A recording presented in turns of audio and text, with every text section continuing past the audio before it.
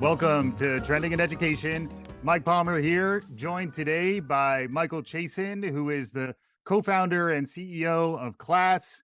He also was the co-founder and CEO of Blackboard back in the day. Rather than me tell you about Michael, we're going to hear from him himself. Michael, welcome to Trending in Education. Michael, thank you so much for inviting me on your podcast today. You have quite a history. So like I said, I'm going to let you spin that yarn. Can you catch us up on how you got to this point in your professional life? Sure. Blackboard is very much the quintessential startup story. Literally, myself and my roommate from college, Matthew Batinsky, got a brownstone in downtown Washington, D.C., and we started Blackboard. Now, just before that, we were both working at KPMG Pete Marwick, back when they were one of the big accounting and consulting firms. And we saw that universities who were our clients were spending millions of dollars wiring the dorm room and the classroom to the internet, but they weren't spending any money on software to make that useful for teaching and learning. So we decided to quit our jobs, which we had been at for just about a year. We rented a brownstone in downtown Washington, D.C., and we started Blackboard with the idea of developing software that would let institutions put their courses online. Very early on, there was actually a group of students at a Cornell University that had already developed some tools that teachers at Cornell and a few other institutions were using. So we ended up merging with them. And then together, we brought to market the very first real LMS, Blackboard Learn. A learning management system, for those of you who don't know the initials. When you think LMS, you think Blackboard, and you kind of invented the category. Yeah, we were really one of the first people to think about how the internet might be useful for bringing education online. You know, it was so interesting because I remember back then, so we started the company, we had about a handful of employees, many of them just our friends who were working for free. We were working all day long, often even sleeping in the offices. And we were talking to some early venture capital investors about potentially raising some money. And, you know, this was kind of before the big .com boom. So we weren't familiar with the idea of raising capital or anything like that. And we're speaking with a venture capital firm, a small local one. And they said, hey, we called a bunch of schools and asked them if they'd be interested in a learning management system. We said, oh, that's great. Well, what did the school say? They all said they'd never use it. They said teachers are Luddites. They won't know how to use the technology. Students aren't asking for it. And by the way, it might be illegal to put grades online. Wow. So that was the early feedback. But nonetheless, we, of course, knew that no, the internet was changing everything. And it was certainly going to have, I actually thought, a disproportional effect on education. Yeah. I mean, if you could start delivering education online, then you could really end up bringing down the cost and increasing the access. And we really imagined our platform being used in two ways. One, to complement existing classes. So you still go to class twice a week, but you download your homework online. You might even take a test or a quiz online. You communicate with your fellow students and teachers online. There'd be a whole online component in addition to your traditional class. Right. And then for institutions that wanted to do full-blown distance learning, take a class online or a program or get a full degree online, they would also need to use our technology. Right.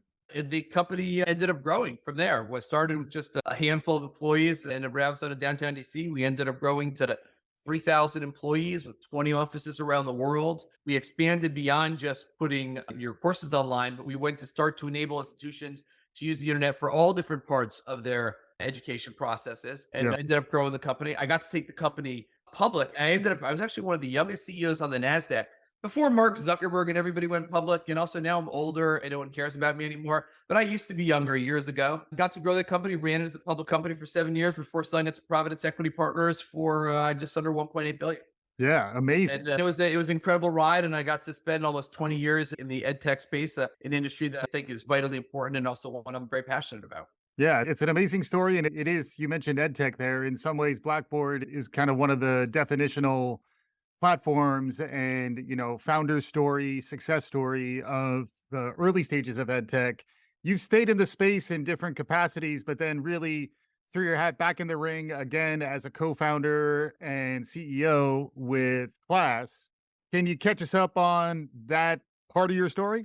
Sure. So I found myself home during the pandemic, just as we all did. And I have 3 children at the time. My daughter who was in 3rd grade, my son in high school, my older daughter in college.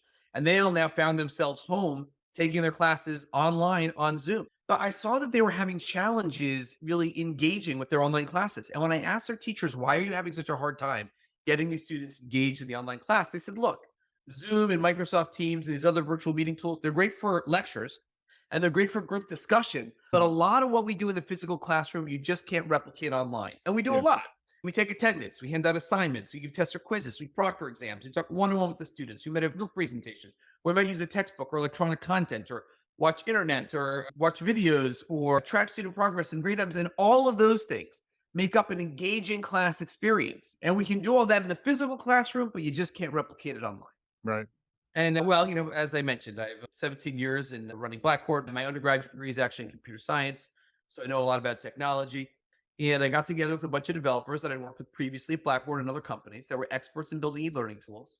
We knew that Zoom had an open software development kit. Eric is a very technology forward thinker. Eric Wan. Yep. And when he came out with Zoom, he really wanted it to be more than just a communications tool, but a platform. And that other people can build on top of, even though not a lot of people were, because Zoom wasn't yet the industry standard.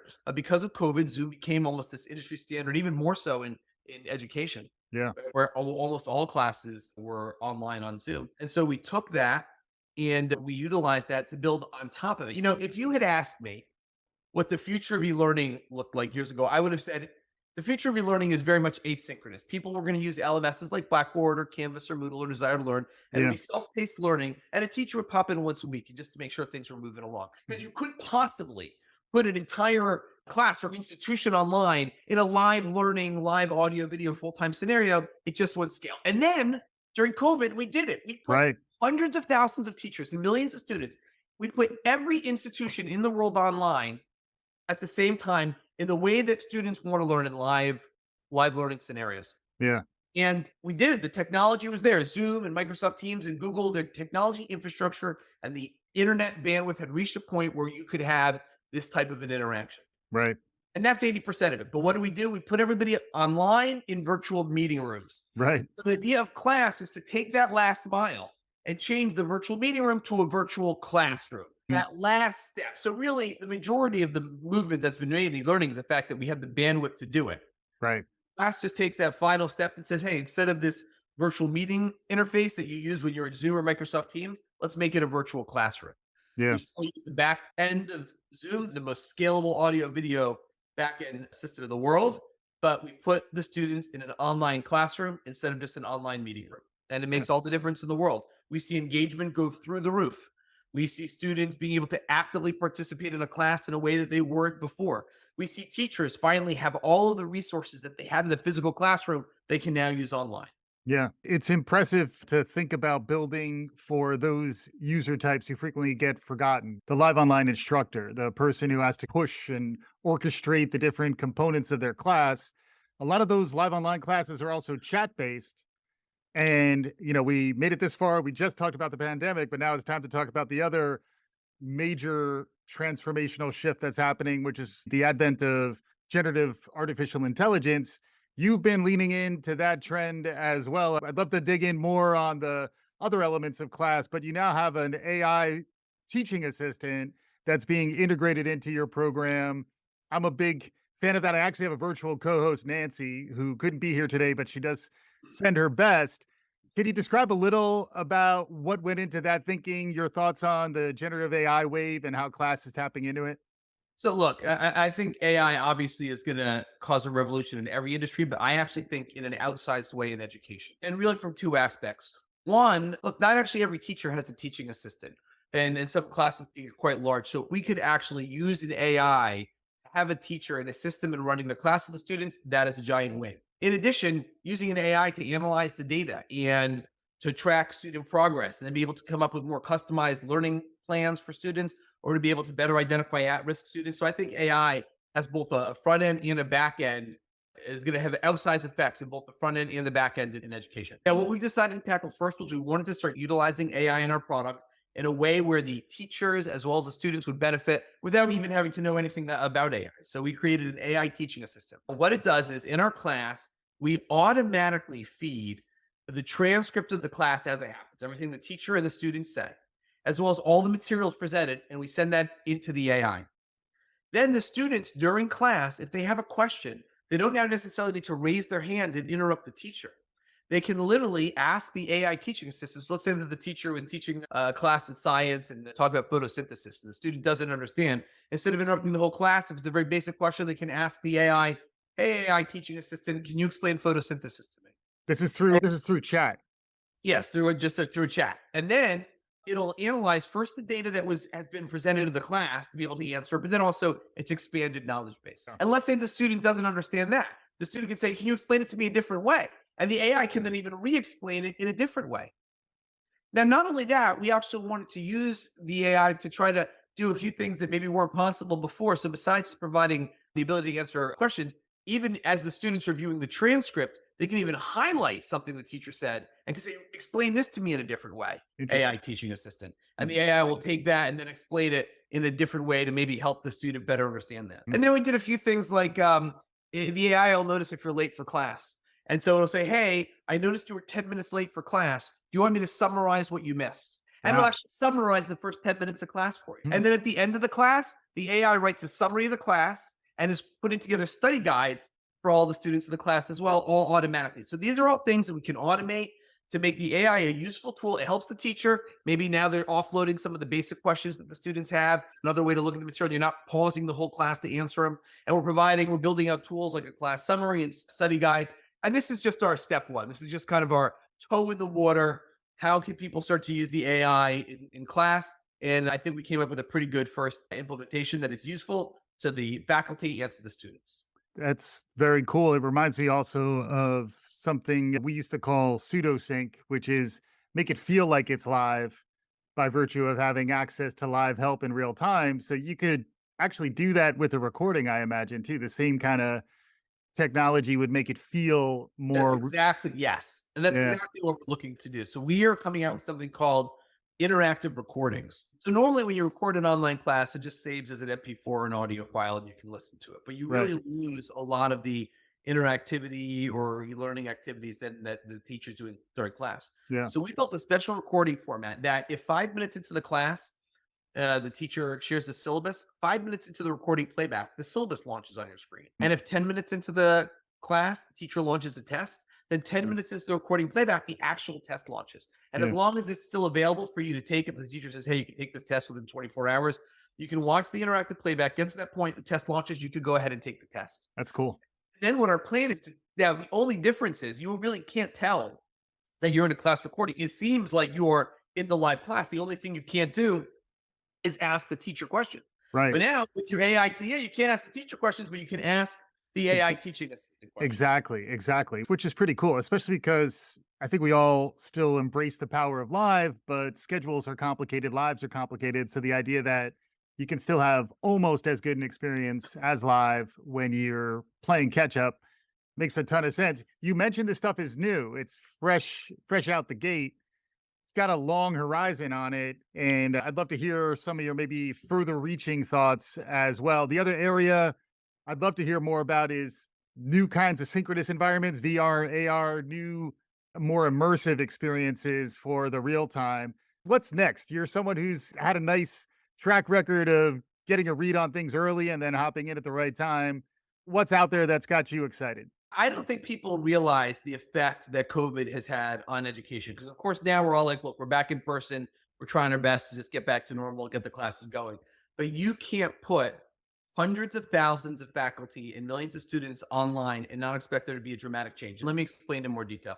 I give the analogy to online food ordering. I was trying to explain to my kids the other day that when I was younger, the only food we could order was pizza and Chinese food to be delivered to your house. And my kids were like, "Why those two very different Mm. genres of food? Why pizza Yeah. and Chinese food and nothing else?" Because now, of course, my kids expect that every restaurant delivers. Yes. Yes. From Starbucks, that we literally had Benihana's the other night for the hibachi place. They will pack it up and deliver it through Uber Eats to your house. Unbelievable, right? And that's what they expect. Any restaurant they can get delivered food from. So similarly, they spent over a year in their classes online. Yeah. My children, they are indifferent to whether they take it in person class or an online class. And in fact, they figure that some of their classes when they go to college will be online and some will be in person and some will be a hybrid or a kind of a mixed class. And it really will depend on the class that they're taking and the timing of the class and what's available when they need it. But they don't see online classes as a second form of education. They see it equal to the first. They know they could get a great education with online classes. So when you ask what's happening, look, we put in all of that, we trained every teacher in the world in online learning, giving them a crash course. They literally Sure. suddenly had to do it. Yeah. So now you have all these people trained in online learning. You have all these students that now think of online learning equal to in-person learning. So of course, this is going to have dramatic effects long term. And I think that the synchronous learning space, the live learning space, is going to have the most innovation and the most forward momentum because this is the way the students want to learn. So you're going to see a lot more people taking online classes, and you're going to see a lot more of those classes being live synchronous. Yeah. And the thing that I'm the most excited about, though, is look, if you had asked me when I was running Blackboard, what's kind of one of the effects of online learning, one of the things that I had hoped was that it would really be able to lower the cost and increase access to education. Yeah. And I think that it had some effect on that, but really not enough because the truth is that in LMS and self-paced learning, that isn't the preferred way that students want to learn. This is Right. life. Right. But now you can put an entire institution, every class online on Zoom or Microsoft Teams, and it works and it scales. And that means that you can deliver education the way the students want, even when they're at home. Mm. And now I think truly for the first time, you're going to be able to increase access and lower the cost of education. And I think you're going to see new business models, cheaper colleges, and more access to education in a way that we haven't before. And that's why I'm so excited to still be in this space and excited about what we're doing at class. It's also striking to me around the full life cycle of education. I have a 4-year-old going from as early as when you're first exposed to pre-K and any sort of formal instruction right through K-12, higher ed, and then throughout your life. Folks are going to need to upskill more. The skills disruption is happening a lot faster. It's a second hat you wear as a leader of an organization. How do I keep my employees trained and upskilled? As someone who has a window into all that, because class kind of touches all those use cases, how are you thinking about lifelong learning? How are you thinking about the disruption of skills? And then what kind of role do you think synchronous learning can play in all that? Well, again, I think synchronous learning is playing a key role because, again, the way people learn best is through live learning. And it's always harder. If you said, okay, look, you're going to do some upskilling, I want you to take this self paced course on your own. Yeah.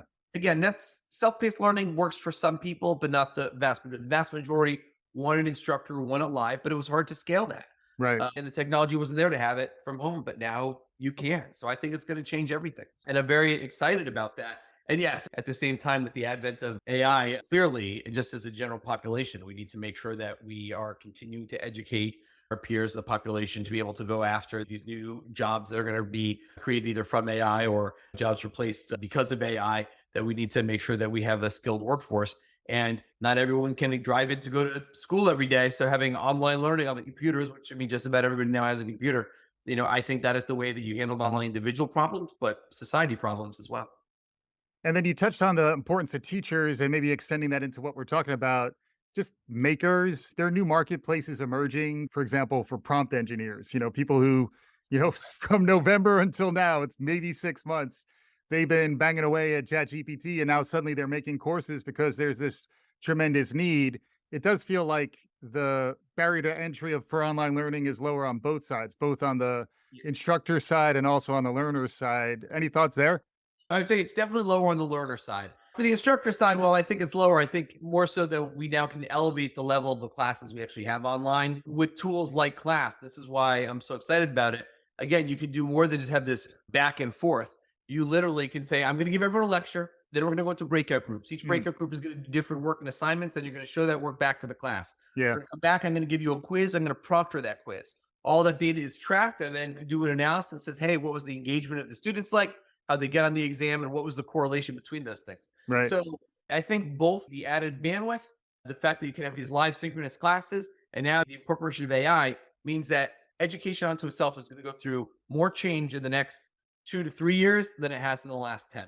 Nice. That was a thing. You just put something out there. So we're expecting some really accelerated innovation cycles within education and EdTech. And then you also probably need a critical mass to go through those cycles fast enough because you want to be learning and iterating on them. So I imagine that's the other element, is that Class is bringing scale to the virtual learning environment. So you can build that feedback loop with the data you're generating. Yeah, absolutely. Yeah. Awesome. So I have Michael Chasen here with me. He's the co-founder and CEO of Class, also the former co-founder. I guess you're still the co-founder of Blackboard. If you found the company, you're always That's right. But now no longer the CEO. Former CEO. And then, I know you've also been involved in the EdTech sector and just thinking about the future. You've been an investor and wearing a bunch of different hats in the interim. Outside of what we talked about so far with Class, Anything else you think our listeners, folks who care about the future of learning, future of work, future of education, anything out there that's resonating with you that you think our learners should be paying attention to?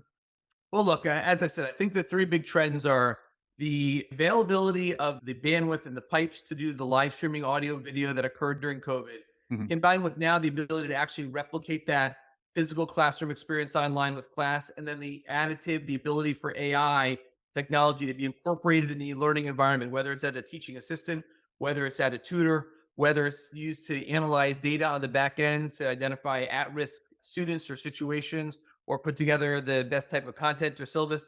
I think as those three things come together, you are going to see an acceleration in education at all levels. And that is what is so exciting. And I think that acceleration at the end of the day will cause there to be less friction, more opportunity, increased access. And at the end of the day, we really will be able to deliver a higher level education at a lower cost, which means we can reach more people. Realizing the promise you identified early in your career, we're catching up. The world is catching up, Michael. Finally, 20 years later. It's been amazing having you on this show. Michael Chasen is the co-founder and CEO of Class. You can check out what they have going on at class.com. Also the co-founder and former CEO of Blackboard. Lots of amazing ideas put out today. Michael, thanks so much for joining me on today's show. Michael, it was a pleasure. Thanks. I'm happy to come back anytime. Awesome. And for our listeners, hopefully you enjoyed what you heard. If you did, please write us a review, subscribe, do all the good things. We'll be back again soon. This is Trending in Education.